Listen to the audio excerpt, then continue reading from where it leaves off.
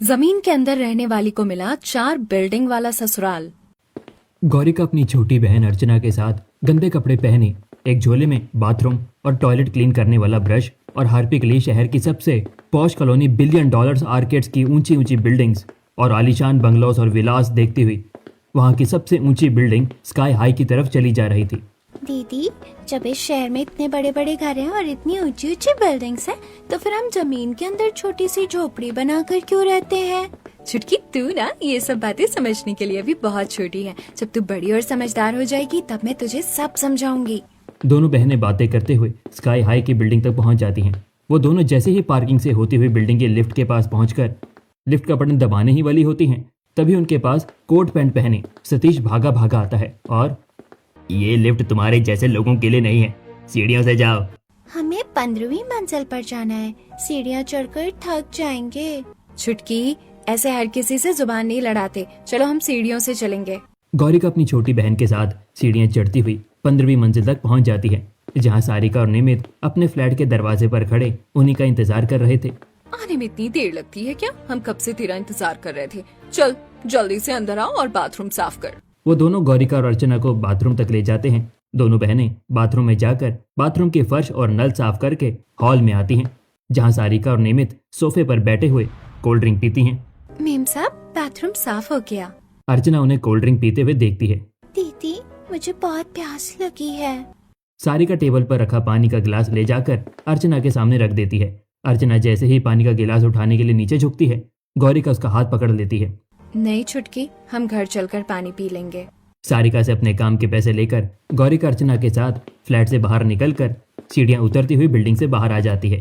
दीदी, आपने मुझे पानी क्यों नहीं पीने दिया? मैं तुझे कैसे बताऊं कि अगर तू पानी पी लेती तो तेरा जूठा ग्लास मुझे धोना पड़ता। अर्चना की बात का कोई जवाब दिए बिना ही गौरिका उसके साथ बिल्डिंग से बाहर निकलकर बिलियन डॉलर्स आर्केड्स की ऊंची ऊंची बिल्डिंग्स को और बड़े बड़े बंगलों और विलास देखती हुई घर वापस जा रही थी। एक दिन मैं भी ऐसी ही ऊंची बिल्डिंग वाले घर में रहूंगी, जहाँ न कोई लिफ्ट का इस्तेमाल करने से रोकेगा और न ही किसी के घर में पानी पीने के बाद जूठे ग्लास धोने पड़ेंगे। गौरिका सोच रही थी कि तभी अर्चना महंगी साड़ी पहने, काला चश्मा लगाए, गोद में डॉग को लिए सामने से पैदल चली आ रही थी। रानी से टकरा जाती है। तू देखकर नहीं चल सकती क्या? मुझे छू दिया, अब मुझे घर जाकर नहाना पड़ेगा। आंटी जी, माफ कर दो, मेरी बहन ने ध्यान नहीं दिया। तुम नीची जात के लोग होते ही ऐसे हो, पहले जानबूझकर हमारे जैसे लोगों से टकराते हो, फिर माफी मांगने का ढोंग करते हो। मेरी इतनी महंगी साड़ी गंदी कर दी। तेरी बहन अंधी है जो उसे मैं दिखाई नहीं दी। आंटी जी, आप भी तो अंधी हो, आपने भी तो मुझे नहीं देखा। क्या कहा तूने? तुम छोटी जात के लोगों से और उम्मीद ही क्या की जा सकती है? न रहने का सलीका, न बात करने का ढंग। अपने दिल की भड़ास निकालती हुई रानी वहां से अपने डॉग को गोद में लिए आगे बढ़ती है। छुटकी, अपने बड़ों से ऐसी बात नहीं करते। दीदी, वो बड़ी है तो क्या हुआ? वो कितनी बदतमीजी से बात कर रही थी। और ये नीची जात और ऊंची जात वाले कौन होते हैं? छुटकी, जो ऊंची बिल्डिंग में रहते हैं वो ऊंची जात के हैं, और जो हमारी तरह जमीन के अंदर घर बनाकर रहते हैं वो नीची जात के होते हैं। अर्चना की बात का जवाब देते हुए गौरिका उसका हाथ पकड़कर कॉलोनी से बाहर निकलकर शहर से बाहर एक पहाड़ी के पास एक पेड़ के नीचे पहुंच जाती है। आ गए हम अपने घर। बोलती हुई गौरिका पेड़ के पास ही रखी एक लकड़ी की प्लाई हटाती है, जिसके नीचे छुपा था एक दरवाजा। गौरिका वो दरवाजा खोलकर अपनी बहन के साथ सीढ़ियां उतरकर जमीन के अंदर बने अपने एक कमरे के घर में पहुंच जाती है, जहां एक छोटा सा किचन और एक बिल्कुल छोटा बाथरूम है और ताजी हवा अंदर आने के लिए एक चिमनी भी बनी हुई थी। पहले नहा लेती हूँ, फिर खाना बनाऊंगी। गौरिका बाथरूम में जाती है और नहाकर खाना बनाने लगती है। दाल चावल बन जाने की कुछ देर बाद ही कीचड़ में सने उसके मम्मी पापा पूर्णिमा और जगदीश भी वहाँ पर पहुँच जाते हैं। मम्मी पापा, जल्दी से नहा लो, मैंने गरम गरम दाल चावल बनाया है। वो दोनों बारी बारी से बाथरूम में जाकर नहाते हैं और साफ कपड़े पहनकर बिछी चटाई में बैठ जाते हैं। अर्चना भी उनके साथ बैठ जाती है। गौरिका उन तीनों को खाना परोसती है। वो सभी खाना शुरू करते हैं। जिस समय वो सभी खाना खा रहे थे, उसी समय शहर की सबसे ऊंची बिल्डिंग्स में से एक के टॉप फ्लोर में शहर का सबसे रईस सिंह परिवार लेविश और पॉलिटिक्स को सूट करने वाले कपड़ों में अपने सलाहकारों के साथ एक मीटिंग में था। सिंह परिवार के मुखिया प्रताप जी बेहद गुस्से और निराशा से कुछ पेपर्स हवा में उछालते हैं। हम लगातार चौथी बार इलेक्शन हार गए हैं। हमारा इलेक्शन कैंपेन भी अच्छे से होता है।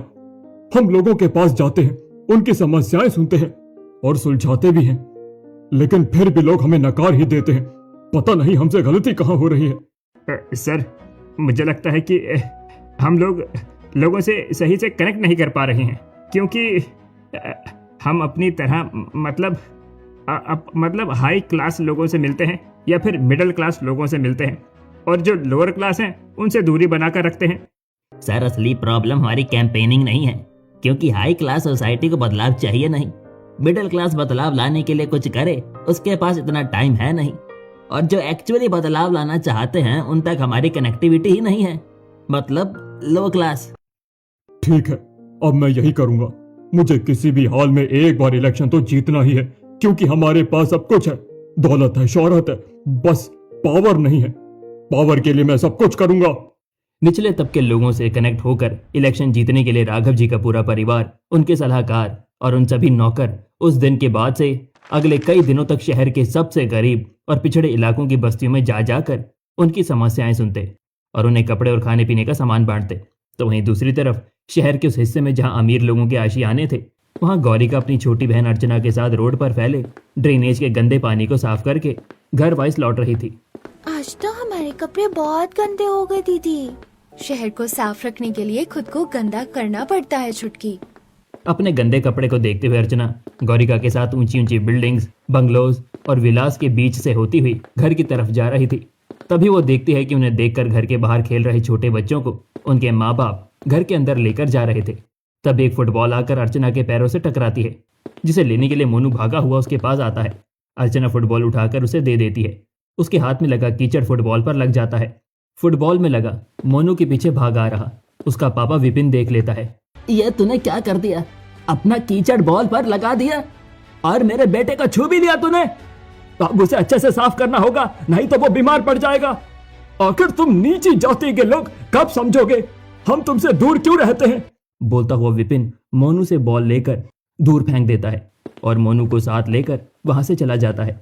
दोनों बहनों के लोगों के ऐसे व्यवहार की आदत थी, जिस वजह से वो विपिन की बातों को नजरअंदाज करके वहां से आगे बढ़ जाती है और कुछ ही देर में अपनी जमीन के अंदर बने घर में पहुंच जाती है। इस तरह कुछ महीने बीत जाते हैं। एक बार फिर इलेक्शन होते हैं, जिसमें प्रताप जी फिर से हार का सामना करते हैं। अपनी फैमिली और सलाहकारों के साथ वो अपनी हार का मंथन उसी बिल्डिंग के टॉप फ्लोर में करते हैं, जहां वो पिछली बार उन्हीं सबके साथ थे। फिर से मैं हार गया। सर, अब हारे तो हैं, लेकिन इस बार इम्प्रूवमेंट हुआ है और हार का मार्जिन पिछले सभी हारों से सबसे कम रहा है। मुझे सिर्फ कनेक्ट नहीं करना, मुझे जीतना है। तो फिर एक काम करते हैं सर, इस बार कुछ ऐसा करते हैं जो किसी ने सोचा भी ना हो। क्या? अरे सर, आप शिव सर की शादी किसी गरीब लोअर कास्ट लड़की से करवा दीजिए। इस तरह लोगों को लगेगा कि हम सच में उनकी फिक्र करते हैं और हमारा उनसे एक रिश्ता भी बन जाएगा। और सर, गरीब लोगों के लिए रिश्ते बहुत मायने रखते हैं। चुनाव जीतने का लाल प्रताप जी को अर्जुन की बात पर सोचने को मजबूर कर देता है। आइडिया तो ठीक है, लेकिन ऐसा कैसे मैं एक लोअर कास्ट की लड़की को अपने घर की बहू बना सकता हूँ? सिर्फ लोअर कास्ट लड़की नहीं सर, ऐसी लड़की जिसे समाज ने नकार दिया हो, जो जातिवाद का शिकार हुई हो। जब ऐसी लड़की को आप अपनी बहू एक्सेप्ट करेंगे तभी लोग आपको एक्सेप्ट करेंगे। तो ठीक है, फिर ऐसी लड़की ढूंढते हैं। प्रताप जी पक्के पॉलिटिशियन थे। कुछ दिन बाद वो फिर से अपनी टीम और फैमिली के साथ अपने इलेक्शन कैंपेन की शुरुआत करते हैं, लेकिन इस बार गरीबों की मदद करने और उनकी समस्याओं को सुनने से कई ज्यादा उन्हें अपनी बहू की तलाश थी। एक दिन वो भरी दोपहर की तेज गर्मी में अपनी फैमिली और टीम के साथ पैदल ही गौरिका के घर के पास से गुजर रहे थे। तभी उनका गला सूखता है। कोई पानी पिला दो, बहुत प्यास लगी है। उनकी पूरी टीम अपनी अपनी पानी की बोतल हिलाकर देखती है, लेकिन एक भी बोतल में पानी नहीं था। सर, पानी तो खत्म हो गया और हम शहर या बस्ती से बहुत दूर हैं। यहाँ हमें कहीं पानी भी नहीं मिलेगा। उन लोगों की बातें जमीन के अंदर बने घर के कीचड़ में डूबे कपड़े पहने गौरिका और उसका परिवार सुन रहा था। वो सभी एक बाल्टी पानी, एक लोटा और 2 गिलास लेकर बाहर आती हैं। तुम चारों कौन हो और यहाँ अचानक कैसे आ गए? राघव, तुम ये बात छोड़ो, इनसे पानी मांगो ना। हम आप सबको पानी पिलाने ही तो आए हैं। ये बोलकर पूरा परिवार सबको पानी पिलाता है, लेकिन जैसे ही गौरिका पानी का गिलास लेकर प्रताप जी की मम्मी सावित्री जी के पास जाती हैं, वो उससे पीछे हट जाती हैं और अरे मुझे नहीं पीना पानी, मुझसे दूर रहो। पता नहीं ये कौन सी जाति के लोग हैं। मैं ऐसे ही किसी का भी छुआ पानी नहीं पीती। दादी माँ, पानी पी लो, पानी में छूट नहीं लगती। ये बोलकर अर्चना पानी का गिलास लिए सावित्री जी के पास जाती है। दूर हटो मुझसे, मुझे छूना मत। बोलती हुई सावित्री जी उससे भी दूर हट जाती हैं और फिर सब लोगों के पानी पी लेने के बाद वो उनके साथ आगे बढ़ जाती हैं। कुछ देर बाद वो सभी एक बहुत ही पिछड़ी बस्ती में पहुंचते हैं, जहां वो सभी गरीब लोगों को कंबल और खाने के पैकेट्स बांटने लगते हैं। तभी भीड़ में से निकलकर भोलू आता है और कंबल बांट रहे प्रताप जी के सामने आकर दोनों हाथ फैला लेता है और साहब, हम गरीबों को कंबल बांट ही रहे हैं, तो मुझे 4 और कंबल दे दीजिए। हमारी बस्ती से दूर 4 लोग जमीन के अंदर घर बनाकर रहते हैं, मैं उन्हें भी दे दूंगा। तुम क्यों दोगे? क्या वो यहाँ नहीं आ सकते? साहब, वो समाज के बहुत सताए हुए हैं, जिस वजह से वो सब दूर से अलग थलग जमीन के अंदर घर बनाकर रहने को मजबूर है। निचली जाति के हैं ना। कहीं ये उन्हीं के बारे में बात तो नहीं कर रहा जिन्होंने हमें पानी पिलाया था? सोचते हुए प्रताप भोलू को 4 कंबल और फूड पैकेट्स दे देते हैं। बस्ती में कंबल और खाना बांटकर वो सभी उसी रास्ते से होते हुए वापस जाने लगते हैं जिस रास्ते पर गौरिका का घर है। तभी एक बार फिर से प्रताप जी का गला सूख जाता है। यार, फिर से प्यास लग गई और हमारे पास पानी भी नहीं है। इसका मतलब एक बार फिर से उन्हीं लोगों से पानी मांग कर पीना पड़ेगा। हाँ बेटा, मांग लो, मुझे बहुत ज्यादा प्यास लगी है। कहीं ऐसा ना हो प्यास के मारे मेरा दम ही निकल जाए। एक बार फिर जमीन के अंदर से गौरिका और अर्चना उनकी बातें सुनकर घड़े में पानी और गिलास लेकर ऊपर आती हैं और सावित्री जी को इग्नोर करके सभी को पानी पिलाने लगती हैं। बेटी, मुझे भी पानी देना। नहीं देना, थोड़ी देर पहले दे रही थी तो अब मना कर रही थी ना, तो अब मैं नहीं दूंगी। बोलकर अर्चना आगे बढ़ जाती है।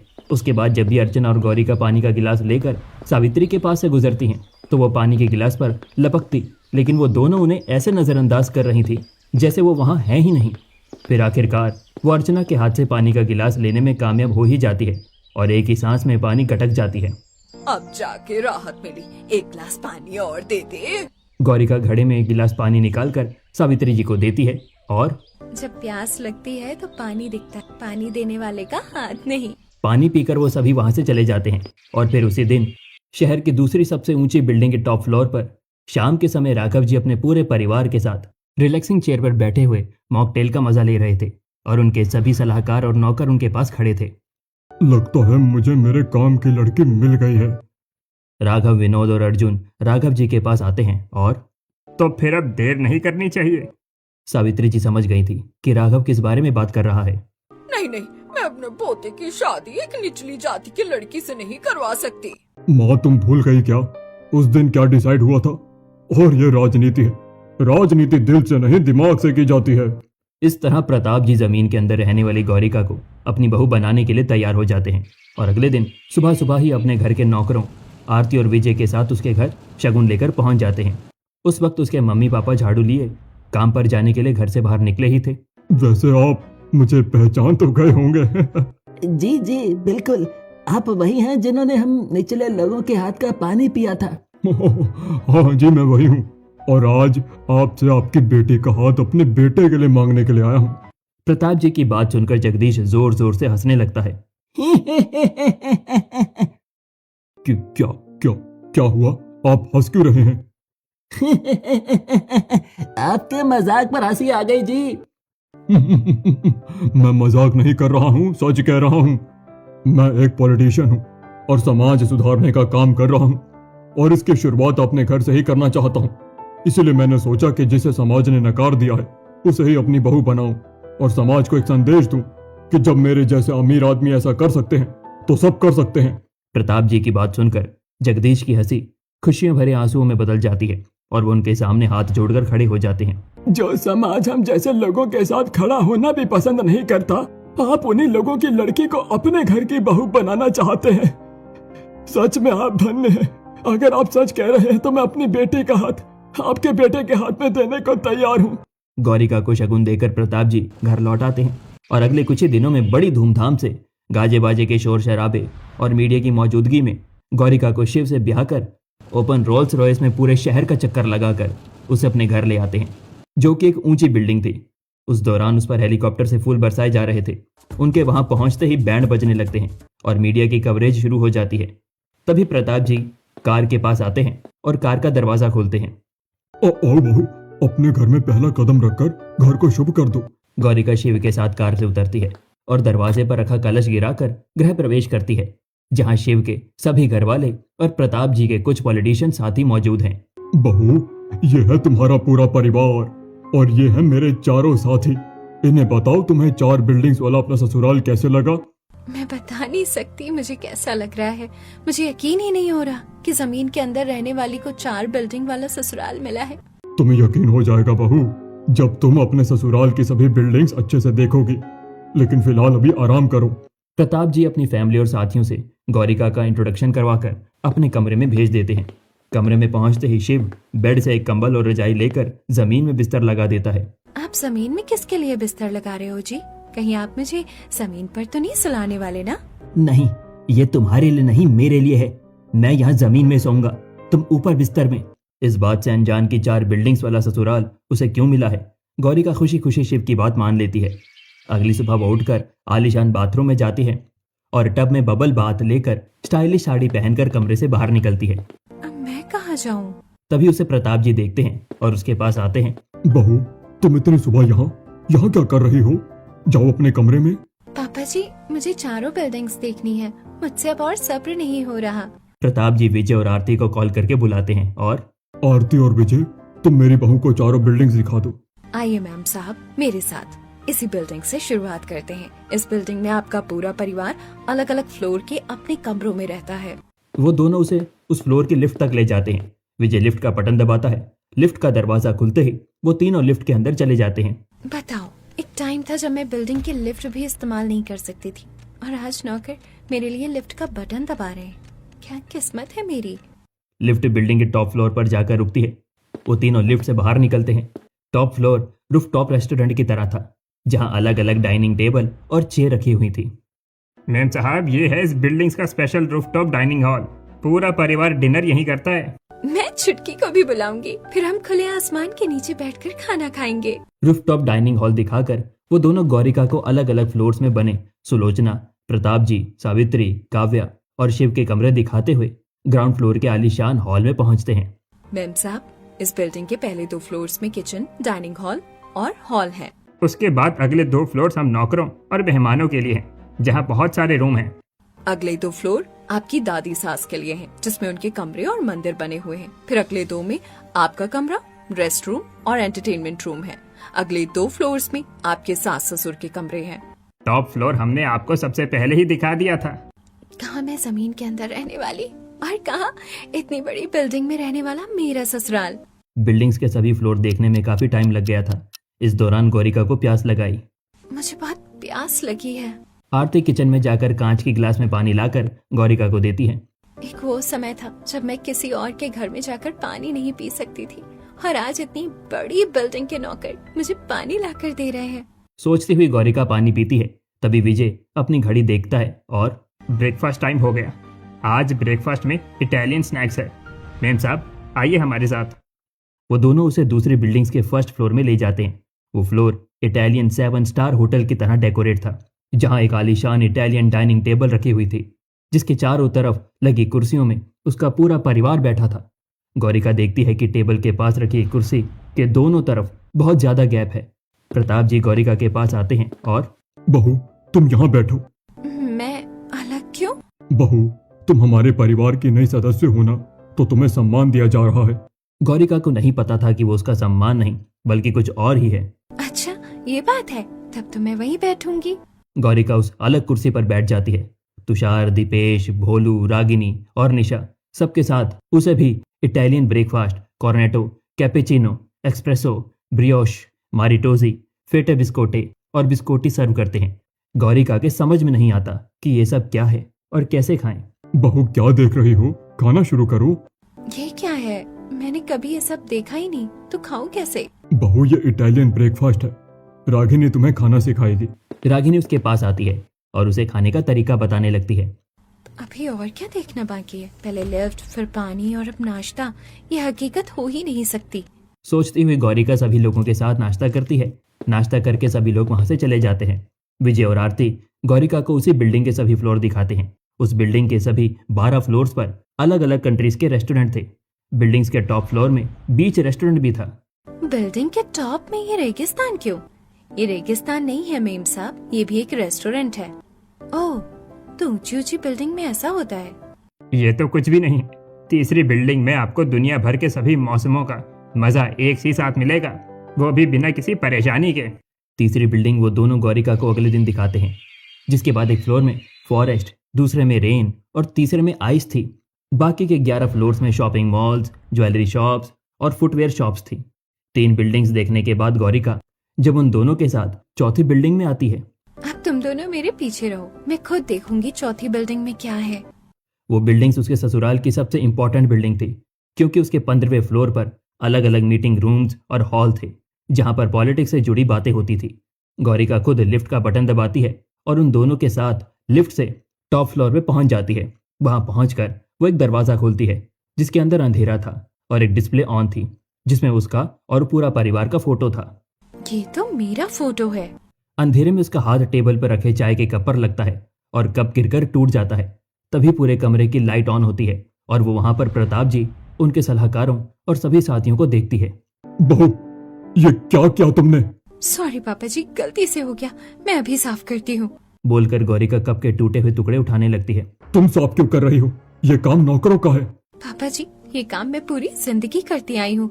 मैंने पूरे शहर की गंदगी साफ की है, तो अपने घर की गंदगी साफ कर ही सकती हूँ। तुम कहना क्या चाहती हो? खोल के बताओ।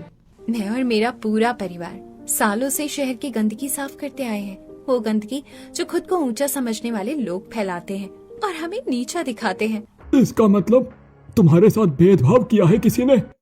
आप भेदभाव की बात कह रहे हैं? साहब, मुझे और मेरे परिवार को तो किसी ने अपने घर के बगल से, यहाँ तक कि जमीन के ऊपर भी रहने भी नहीं दिया, जिस वजह से हमें शहर के बाहर जमीन के अंदर रहना पड़ा। गौरिका उन सभी से जमीन के अंदर रहने की वजह बताती है। गौरिका का पूरा परिवार पहले शहर में ही कॉलोनी में रहता था, लेकिन जब वो सभी शहर की गंदगी साफ करके घर जाते हैं तो उनके कपड़े गंदे और मैले होते थे, जिससे तेज बदबू आती थी, जिस वजह से मोहल्ले वाले ना तो उन्हें अपने पास आने देते और ना ही उनके पास जाते थे।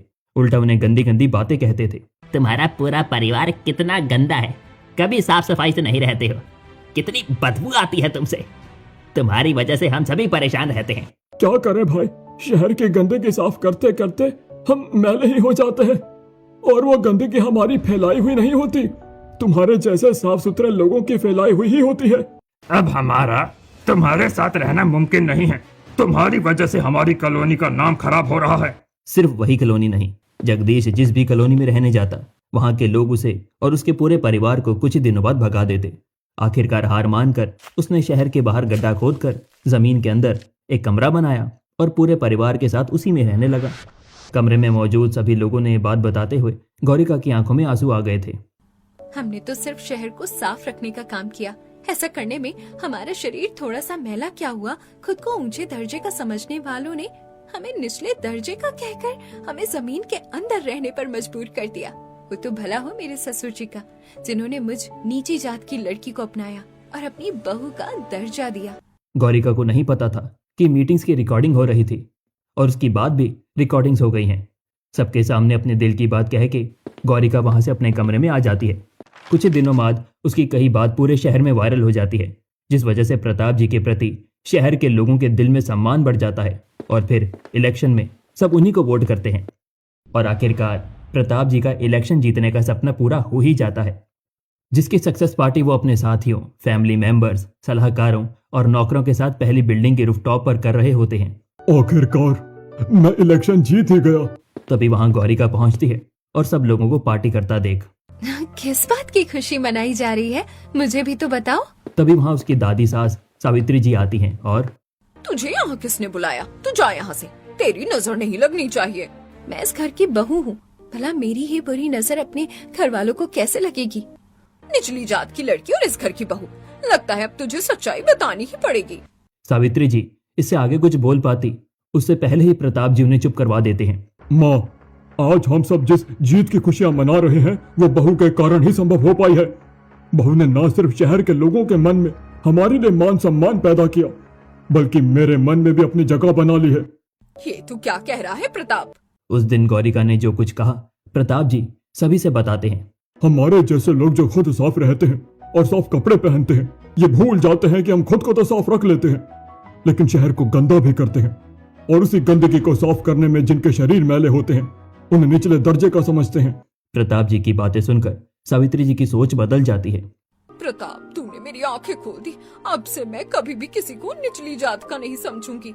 गौरिका को भले ही हमने अपनी बहू किसी भी वजह से बनाया हो, लेकिन अब मैं उसे अपनाऊंगी और समाज में बदलाव की शुरुआत अपने घर से ही करूंगी। तो इस तरह गौरिका के कारण प्रताप जी इलेक्शन जीत ही जाते हैं और गौरिका अपने पूरे परिवार के साथ जमीन के अंदर क्यों रहती थी वजह जानकर उन सभी की सोच भी बदल जाती है और फिर आखिरकार जमीन के अंदर रहने वाली को सचमुच 4 बिल्डिंग वाला ससुराल मिल जाता है।